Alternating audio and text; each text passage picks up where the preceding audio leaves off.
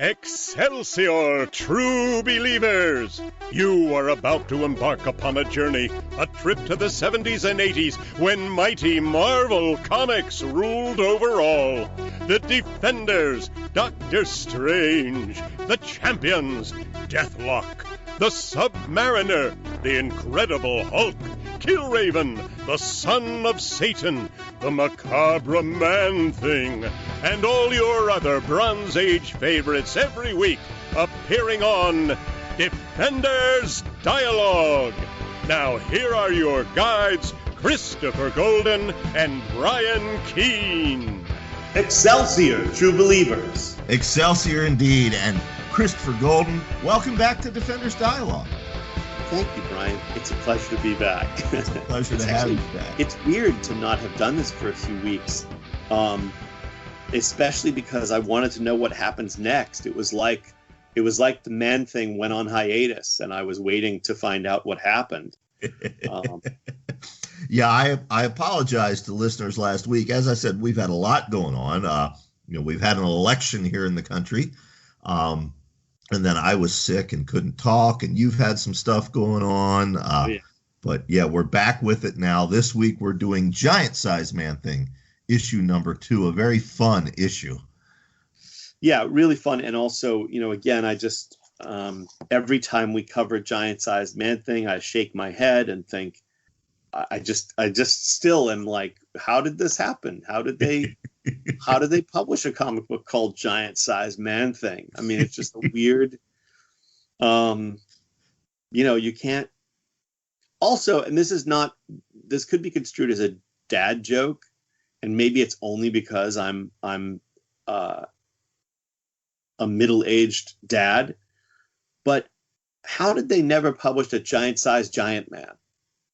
Yeah, that seems like a given. Right? I mean, just for fun, like, I don't know. I'm serious. Like, I guess that's just my sense of humor, because like I say things that I think are funny, but usually when I say them, I mean them. Right. That's how half of my books and stories come to be. Like when I talk to Jim Moore about, what I wanted to have happen in Oz, and then that became Bloodstained Oz. It started Right. as a joke, but anyway, so like for me, like, where is my Giant Size Giant Man? That would have been, I don't know. Anyway, let's make this happen, Marvel. just Marvel, yeah. They're not taking any of our suggestions. No, and this one least of all. But it just like to humor me, just to satisfy my weird infantile, like, the way that I would smirk at Giant Size Giant Man. But anyway, Giant Size Man-Thing is its own sense of humor. Giant Size Man-Thing number 2, written by Steve Gerber, art by John Buscema, and inks by Klaus Janson. That's right. It's really, really good. A lot of times, Brian, and that's the last thing I'll say, I'll let you launch into it. A lot of times when we get the annuals and the giant sizes and stuff like that, we tended to get, shitty trunk stories or, stories that were assigned to people trying to break in, or stories that didn't really, do anything for the character or the series. And I find that with the horror magazines that Marvel published in this era, you sometimes got some of the best stuff.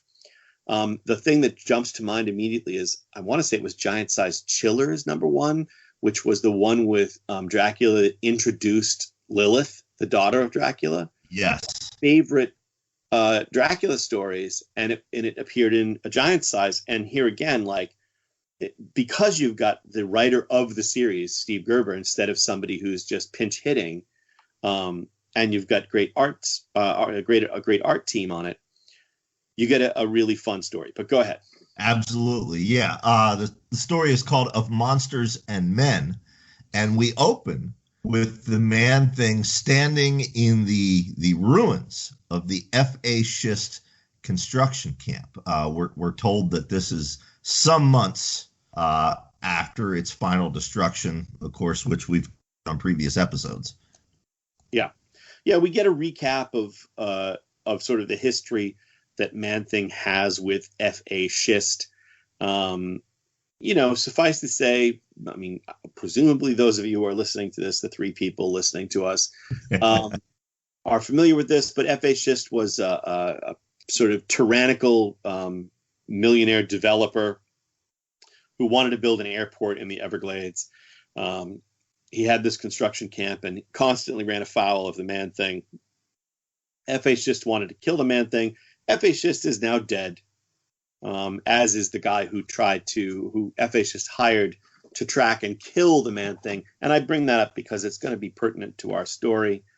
It is. And speaking of F.A. Schist and our story, a police car arrives at the ruins of the construction site. And we soon find out, in addition to the police officer who's driving it, F.A. Schist's wife and daughter are in the car. The daughter's an adult. Folks following this on YouTube will see that, but for our listeners who are listening just to the podcast, she's grown up.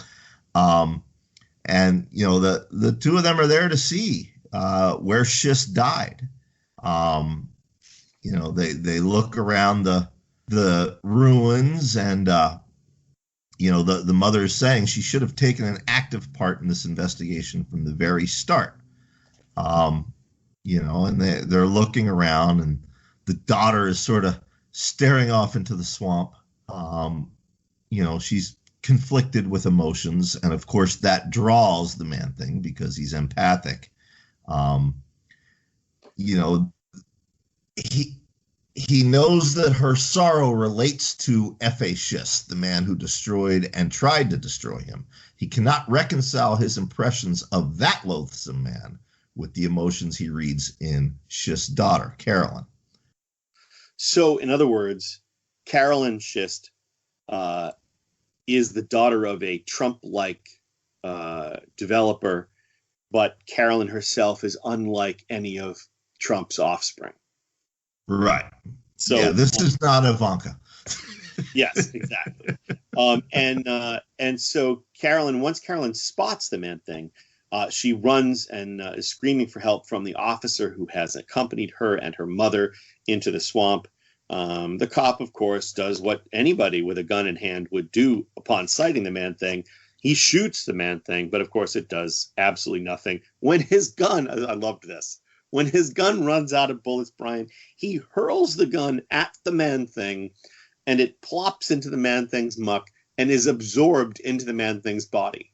Yeah, I just want to say, as a sharpshooter and a firearms enthusiast, a legal, lawful firearms enthusiast, for the record, never ever. Although one looking at you right now, Brian, and one would think you are not a legal and lawful firearms enthusiast.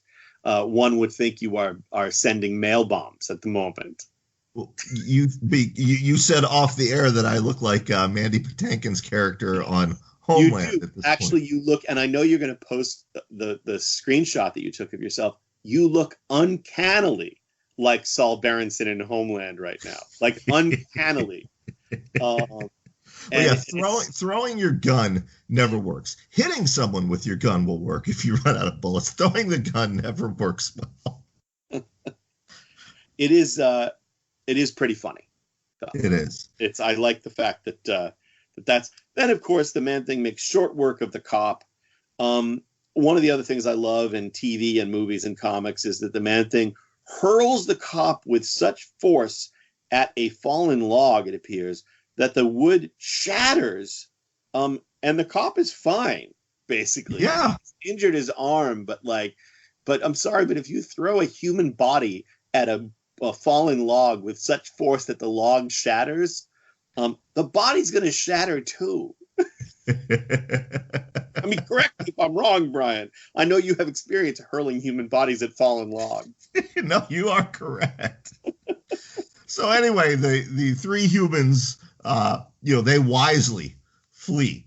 They get in the car and they take off. And Schist's wife, she's upset. she says to the cop, did it ever occur to your brilliant detectives that the man thing might be responsible for whatever happened to my husband? She thinks that they know the man thing killed him and that they're covering it up. She accuses the officer of this. The daughter's telling her to calm down, but she's not calming down. This is clearly a woman driven by rage. Well, I love this line. I love the fact that the empathetic Carolyn Schist says to her mom, "Mom, you're jumping to all kinds of wild conclusions." It's like, you've just seen a slime monster. Like, let's be real here. You see a slime monster and in the place that your husband has died, and you know that your husband has a history of antagonizing and being antagonized by said slime monster. These are not wild conclusions. So we then transition to chapter 2. It's a week later.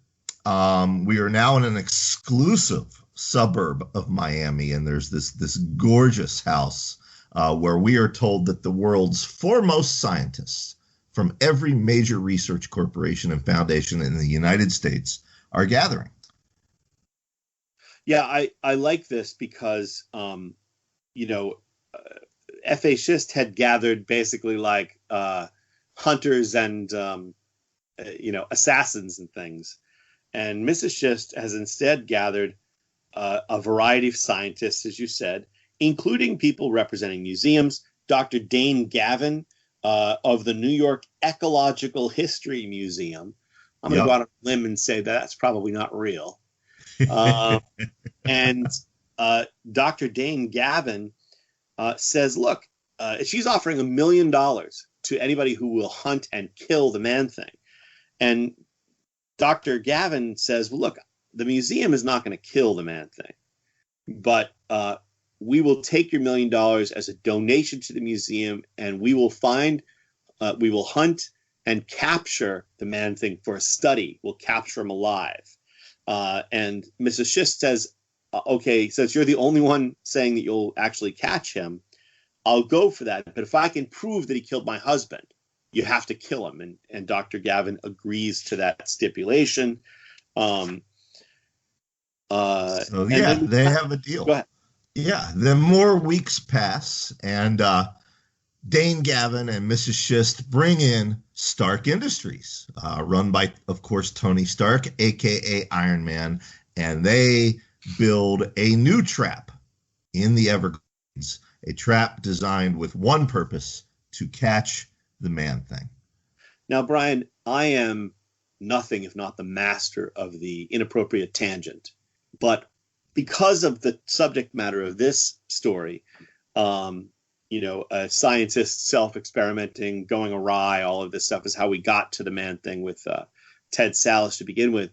I just have to point out that my son Daniel and I watched the David Cronenberg version of The Fly over the week. I hadn't seen that movie since it actually came out. I think I saw it once or twice in the year or two after it came out. And I always liked the movie, but it's actually even better than I remembered it. I mean, Jeff Goldblum's performance is incredible in that movie. He's so fucking good. Oh, yeah. Anyway, apropos of nothing, except to say that, it's like, I love these stories of, it's like Morbius and Ted Sallis and all these idiots who decide that the best way to go about their experimentation is to perform those experiments on themselves. You watched a much better film than I did. What did you watch? Well, author Edward Lee, who of course is a great practical joker as well as one of the premier philosophers of our time, tricked a bunch of us into watching Birdemic. Have you seen Birdemic? No, but it sounds like a movie my son Daniel would love. Daniel, by the way, it is 24, but he loves movies about like nature gone awry and monsters and anything like that. It's Plan 9 from outer space for his generation. It really is. Okay. All right. So anyway, they're building this trap to catch the man-thing in the swamp. As they're building it, Dr. Gavin and Schist's daughter are of course growing closer. And the Man-Thing basically watches them build it. And when all of Tony Stark's construction workers leave, he comes to investigate.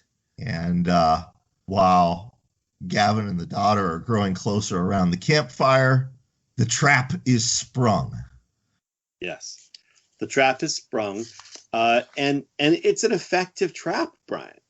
I mean, this is the thing. It's like, and also, can't we just leave the Man-Thing alone? Yeah. I mean, he's just out there suffering his empathetic feelings of your emotions. Just leave the poor guy alone. He hasn't bothered anybody. People keep going into his area.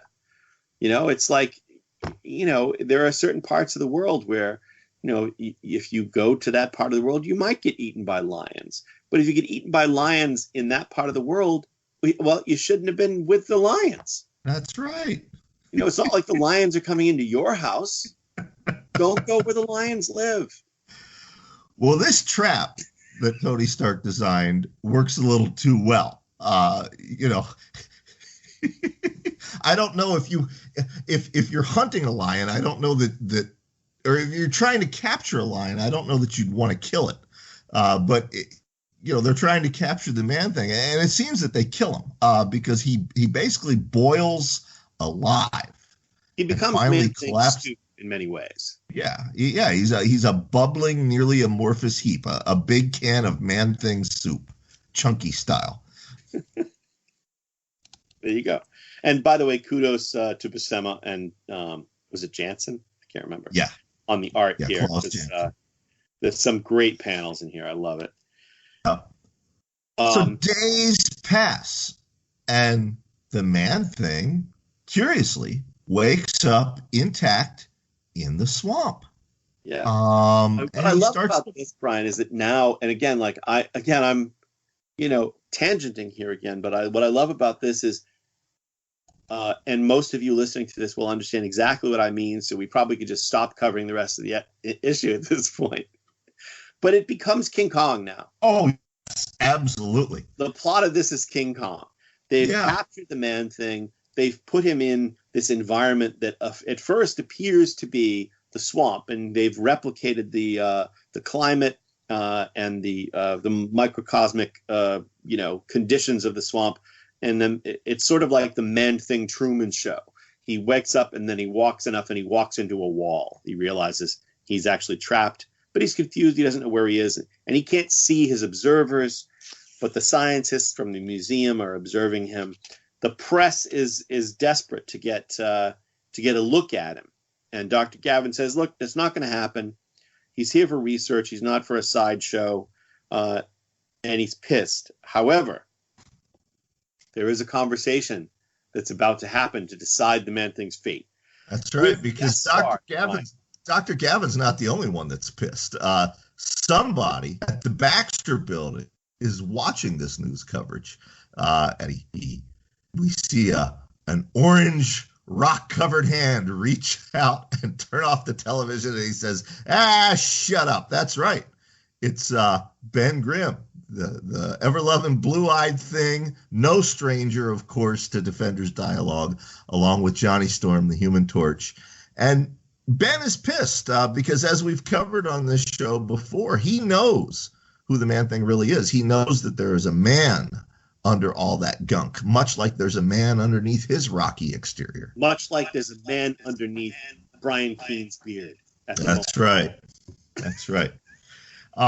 So he finds out that, of course, but I love it. I mean, I love the look.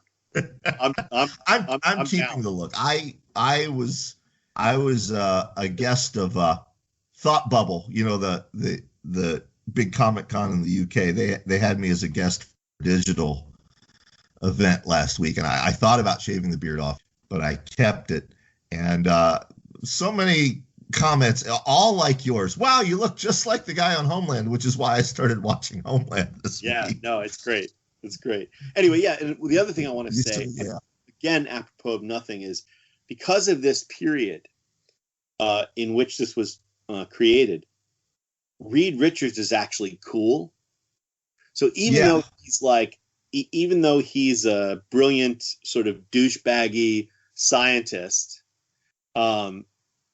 he's wearing a great suit. I mean, that's the thing. Like, he's wearing a great suit that you would never catch Reed Richards in now. No. And I think we need to see a little bit more of that if we go, when Marvel finally does the MCU thing. Reed needs to be kind of a fashion plate. He's pretty dapper here, and it's apropos of nothing, but any case, yes. Ben wants to talk to Reed because he's pissed and he knows Ted Sallis is inside the Man-Thing. Reed's like, sorry, Ben, can't talk to you right now, which is basically Reed's thing, brushes off the concerns of those around him that he's supposed to love. And he's like, I'm off to a meeting at the museum to decide the fate of the Man-Thing and whether the Man-Thing should be on public display. And Tony Stark is also at that meeting. That's right. That's right. Yeah. And, basically, Tony's there, Reed's there, as are, Carolyn and Vivian Schist, and, of course, Dane Gavin. And they're debating what to do with the Man-Thing. And Tony Stark points out that, so far the Man-Thing has been remarkably docile. Right. And Dr. Gavin rightly says, yes, but once you expose him to his circumstances with a whole bunch of people gawking at him, he's likely to not continue to be docile.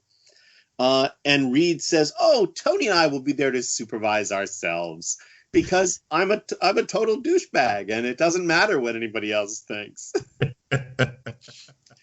And then we have the ending of King Kong. That's right. And it's Brian, it's exactly that. Brian, what is the man's whole deal? He feels empathetically the emotions of those around him. That's right. When he's revealed to the audience, their reactions of fear and horror and shock at the sight of him drive the Man-Thing wild because he feels pain when he feels fear, other people's fear. And of course, he goes nuts and he breaks out. What did they think was going to happen? Yep, and Buscema even draws it. The most brilliant minds in the Marvel universe. Buscema even draws it like the end sequence in King Kong. Man-Thing's chained on stage, all the people are gawking at him, and then he breaks free. Yep. And this whole story leads up to a moment that I almost feel like the inclusion of the members of the Fantastic Four is in this comic specifically because Gerber wanted this sequence, which is when Reed Richards, Mr. Fantastic, turns his arm into a lasso. And because, by the way, for those of you who don't know, he's a stretchy guy. And he turns his arm into a lasso, and he lassos the Man-Thing around the head and neck. But of course, the Man-Thing just keeps walking, and the flesh lasso of Mr. Fantastic's arm just goes right through, slurping right through the Man-Thing's head. Now, if you're wondering why Iron Man doesn't suit up and help out Mr. Fantastic, this was the 70s. This was Bronze Age Marvel. And Tony Stark had his armor around in a briefcase. And we get the same panel where Reed is turning into a human lasso. Tony is thinking, if I only had my briefcase. Over at DC Comics in this era, the Flash at least had developed the ability to keep his super suit in a ring. That's right. Well, in any case, havoc ensues. The police come in with bazookas and blast the Man-Thing. It's not going well. The Man-Thing gets out in the street. The police are attacking. The Man-Thing trashes a bunch of them. And he keeps walking, and he's dying. And he finally collapses, Brian, in a fountain in New York. In Miami. That's right. It's keeping him alive, but he's basically lethargic. He's unconscious, and Dane realizes he needs the swamp environment to survive. He wants to take him back to the museum, but Schist's wife is like, "No, leave him there to die." Yeah, and Carolyn intervenes. Good Lord, Mother, don't you see? Even now, she says, that poor beast is not a killer. he didn't harm anyone until they goaded him into it, just as father must have. So Carolyn has figured out my father is a big enough asshole that he could goad anyone into killing him. It's like, I can think of other people who haven't figured that out about their fathers, but okay. That's right. So they do the right thing. They take the Man-Thing back to the swamp, and this time it's not a concealed place in the museum. It's the actual Florida Everglades, and Carolyn and Dane are there to watch him wander off.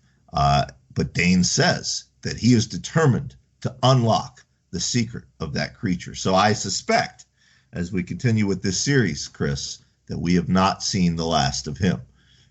I suspect the same. And I also love this last panel because it reminds me of, again, like the ending of literally every Godzilla movie, every Gamera movie. It's like the monster has done the deed, done the destruction, wronged by the people. And there's one or two characters who've figured out that, maybe they're not so bad after all, and watch them, So I wish we had I wish that this page was like those greeting cards you can get that play music when you open them, and it could be like the music that you'd hear at the end of the Incredible Hulk series in the 70s. With Bruce Banner sort of hiking or hitchhiking to his next location where chaos will ensue. All right, well, that brings us to the end of this week's episode. Chris, you know what? The holidays are coming.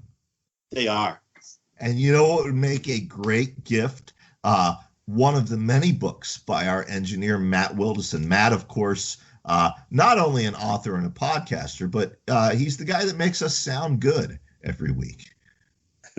He's going to have a job of work cut out for him this episode, I feel, because I had a lot of sort of interference on my end, so I'm hoping that it didn't come through on your end. Yeah, I didn't hear any of that. I mean, I heard interference every time you went off on a sidebar tangent, but other than that... Listen, you know what? It's been a few weeks, and I had shit to say. What do you want from me? I tease. But yeah, folks, go to Amazon.com, and in the little search bar, type in Matt Wilderson, Wildasin. Give him a few bucks, buy a paperback, and by supporting him, you're supporting our show. Absolutely. All right. Well, Brian, what I say. Oh, so next time, what are we going to do? 11 and 12? Is that what's Man-Thing issues 11 and 12, I believe. Yep. Excellent. All right. Well, folks, by the time people hear this, it probably will be after the holiday, won't it, Brian? It'll be after Thanksgiving. We hope they'll hear this had a happy 2 weeks. Thanksgiving, and we hope that you are all safe and well and protecting yourselves and that you're keeping your loved ones safe. And from us to you, Excelsior, true believers. We'll see you next week, folks. Defenders Dialogue. You can listen to this episode and all previous episodes for free on Spotify, Apple Podcasts, Stitcher, YouTube, Google Play Music, and wherever else podcasts are available. Defenders Dialogue is written and produced by Brian Keene and Christopher Golden. Our theme music is by Xander Harris. Our engineer is Matt Wilderson. Check out his books on Amazon.com.